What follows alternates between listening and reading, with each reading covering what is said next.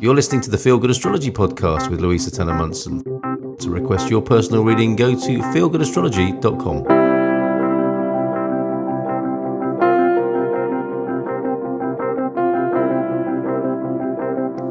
Welcome to Pluto Through the Houses. This is Louisa Tannermunson from Feel Good Astrology. This is the 5th episode. This is Pluto in the 5th house. And in this episode, I'm going to be looking firstly about Pluto, just to sort of familiarise yourself with it. But then also, what happens if Pluto is in the 5th house in your birth chart, and also what it might mean if Pluto is going through your 5th house. And of course, this includes so much, because there are strengths to it, there are challenges, lots of challenges. And also, I think we need to also analyse, is your Pluto in a series of strong, positive, beautifully connected aspects with other planets, like sextiles and trines? Or is your Pluto in difficult, unsupportive aspects with the other planets, for instance, squares and oppositions? Because that also makes a difference to how Pluto plays. Is it going to play nicely, or is it going to be a bit difficult? Pluto, in a nutshell, is a planet that transforms our experience. In mythology, it's known as the god of wealth, also known as Hades. He's also the god of power, and also the god of the underworld. And there's really a sense of power at any cost. So, some of the wealthiest, most powerful people on the planet, you might ask yourself, what have they gone and done to the cost that we wouldn't have done? Like some of these people will have done things that we couldn't dream of doing and would never do in a million years. The pursuit of power and wealth, and also the underworld and keeping things hidden and secret and criminal even, it's definitely an interesting thing to look at, because everyone's got a Pluto somewhere in our charts, and it does show where we might want to be powerful, where we might want to have wealth, where we might want to have control and influence.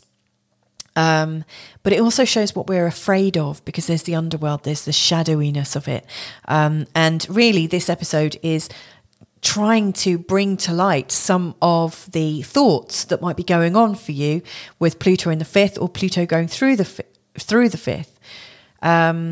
And if you want to know more about Pluto as a planet, I've got a much more in-depth description actually in the Pluto in Aquarius podcast, so that's worth listening to. But essentially, in a nutshell, it shows where we seek power, and it's because it shows us where we feel weak and vulnerable, and Pluto just won't allow itself to be weak and vulnerable. It shows us how our ego safety-proofs our life so that we don't fall victim to what we fear is going to happen. It shows where we experience trauma, manipulation and sexual prowess. It shows imbalance and enemies, and it also shows how they show up. And from a spiritual perspective, I think Pluto kind of shows up to show, there's a lot of shows there, it gives us an idea how we yield to an outside or unseen power, and finally kind of give up and let it do its worst, because at some level, Pluto shows up as an impenetrable force that we can't do anything about. It takes away our sense of agency. And personal experience has proven to me, I've had Pluto go over most of my planets. It's got to go over 1, 2, 3 more planets, but most of them it's gone over, and it's going to go over potentially 2 more angles, who knows. But from my own experience and the experience of my clients, what I hear is we really fight against what Pluto represents because we fear it. And where we fight it, we always come off worse. It really shows us where we've got a false awareness, a kind of false arrogance, where we assume we've got more power than we actually do.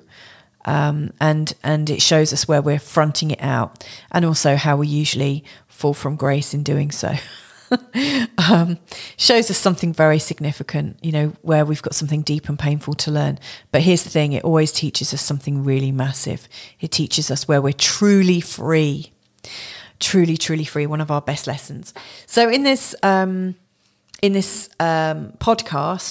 we're going to be examining Pluto and his themes around the key words of creativity, children, birthings, what wants to come through, and self. So the fifth house is one that's associated really with the sign of Leo in traditional astrology. You know, it's about creation, our creativity. So, you know, it's like our eternal womb, our spiritual womb, where we're creating things, and we might be actually physically creating things like our children. We might be lovemaking in the early stages, and flirtation and romance. These are all fifth house things because, you know, romance is a creation. It's a feeling that kind of springs up. It's hormonal and it's based on so many instincts, but it's our instinct to create, to have children, to give birth to things that we're interested in, to follow what's in our heart and what we have talents, or how we have talents. It is really showing what wants to come through us. You know, like we're a musical instrument. What is the music that we're going to put out there? And it's self-creation. That, you know, this is the thing with the fifth house. The fifth house is all about what we are creating, not what we're co-creating. It's not about anyone else's experience. In fact, it's about our own experience. You know, so like, yes, we give birth to our children, and then our children show up in the fifth house because they are our doings. and it shows up to tell us how our children might be, or how our business is, our hobbies that we've created might be, but it doesn't tell us what we need to do with them. It's always about how we're creating ourselves. Like if we're talking about co-creation, we're really talking about the 11th house, and I'll come to that at another point. So where we seek power then, like if you've got Pluto in the fifth, there's a desire to be a master creator. You know, you want to be the most important musician, the most outstanding artist. You want to be the best creator or content creator known. You want to have power over creation. It's almost like becoming God yourself. You want power over your children, or power to create children. You have desire to even control the birth and end life cycle, you know, so you want the freedom to be able to create life, and also possibly the freedom to end that life. I'm not talking about being murderous or anything like that, but you know, it feels like it's important for you to be in control of everything that is coming through you and out of you. It's also about having power over your early sexual encounters, playing with sexuality and sensuality, using sexual power and attraction over others. So, you know, there's lots of games we can play here. You know, if we're talking about romance and sensuality, you may well find that somebody with Pluto in the fifth, like Pluto, can be deeply, deeply loyal and possessive. And once you've got it, it's there with you forever. You know, you can't let go of it. So you may well find that you'll be really fixed in the early sexual encounters you have. Really fixed, really determined to get your rocks off and really explore the complete depths of sexual encounters. You won't be interested in just a quickie. You'll be wanting to push yourself in all different types of directions, because Pluto, it experiences and it transforms. There's nothing wishy-washy about it. But you may well find that you're the intense person, and that you have a series of intense encounters that suddenly drop off the radar, and you're like, wow, where did that go? I put my heart and soul into that. So you may well be too intense with Pluto in the fifth. Or you might have the reverse, where you're attracting really intense and strong and physical lovers that push you to your limits. So there's this control going on in the fifth to do with whose creativity are we serving here. So there's a lot to do with sexual power and attraction over others. You may well find, in terms of creativity, like being the best artist or being the best musician, you know, whatever it is that your talent is, you want to become the best really, really quickly. And also your children, you want them to be the best, you know, or you want to have the best pregnancy, etc., etc. But really, what are you fearing? Like, because Pluto shows us what we're fearing. And I think with the fifth house and Pluto in the fifth house, you're fearing the intimacy of co-creation. Because true creativity is birthed. Like it took two people to birth you, no doubt. You know, as far as I'm aware, people aren't just creating on their own. You know, there is an egg and a sperm that comes together to create humans. And that creates an intimacy. You know, an egg and a sperm have to come together. They might come together in a test tube or in real life, but the male aspect and the female aspect come together to create the human. It is a co-creation, and it's intimate as they come into each other's. They come through each other's boundaries. All creation is really co-creative. You know, like fetuses, in terms of having babies. Like, if we're looking at it at a spiritual level, there's lots of people that believe that fetuses agree to come and not come, or they agree to come for a short space of time, and we can't necessarily control that. I mean, there are people that reserve the right to let go, or like to abort a fetus. And so there is this relationship. It is a co-creation between mother and child. Partners agree to mate or not. And your creative drive can just seize up when you just push it too far. So it might be that, you know, like you can't have this amazing sexual experience on your own necessarily. There is always something you're co-creating or rubbing up against, pardon the pun. So what are we really needing to learn here with Pluto in the fifth? Well, I think we are definitely pushing boundaries. There's definitely that. I think we need to let go of the push to create. Sure, we can force things through. We can always be forceful and go against the natural grain. We can always go against the natural law, the feeling of how things really are. We can always push to dominate creation. But creation is quite a delicate force, and it arrives gently, and it arrives at just the right time. Like, you know, when you first get pregnant, that little zygote or that little collection of cells is very, very vulnerable. And, you know, not many of them do go further. In fact, I've been led to believe that many of them are, you know, don't go the full, you know, they don't even go beyond a month. You know, lots of people have miscarriages early on. And you know, it's very difficult if you're consciously aware that you're having one. And I've been led to believe from articles that lots of people lose babies without even realizing they were already in that state of pregnancy. But, you know, like when something is being created, it starts as a delicate force. It comes in very gently, and it needs to root itself. It needs to get stronger. You know, whatever we're creating, whether it's through an expression of our talent, our hobbies, our babies, our sensuality, whatever we're creating has an identity of its own. Like the relationship between two people, the relationship itself is a third identity. It's like the potential between the two of you.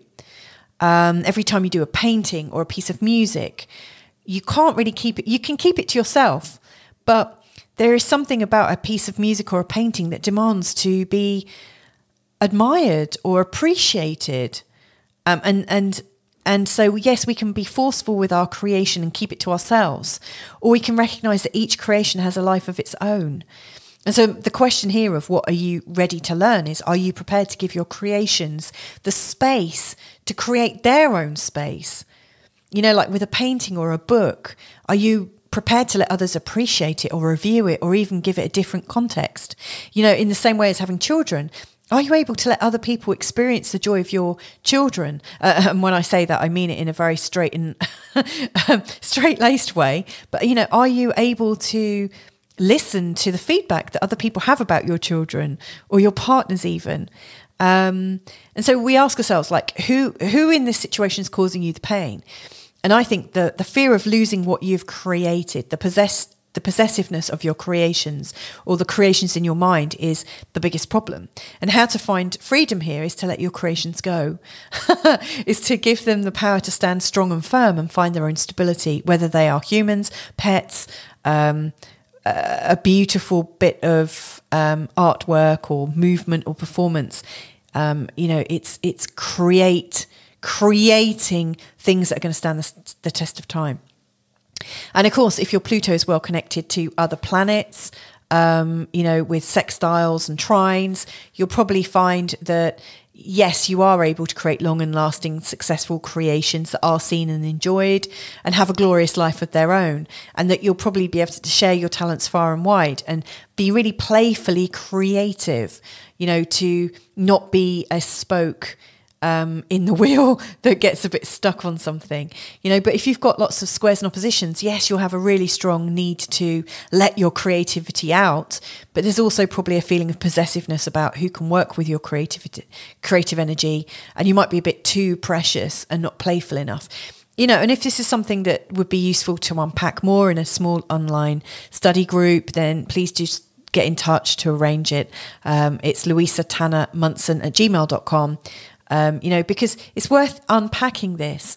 I've experienced not Pluto in the fifth.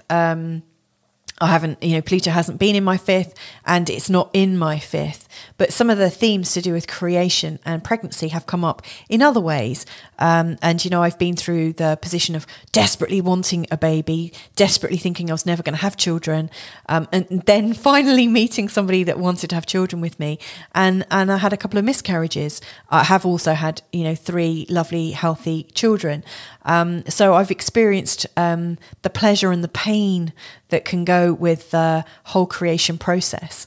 And so I do appreciate if you might need to talk about it, because there's a lot of things going on in the 5th house.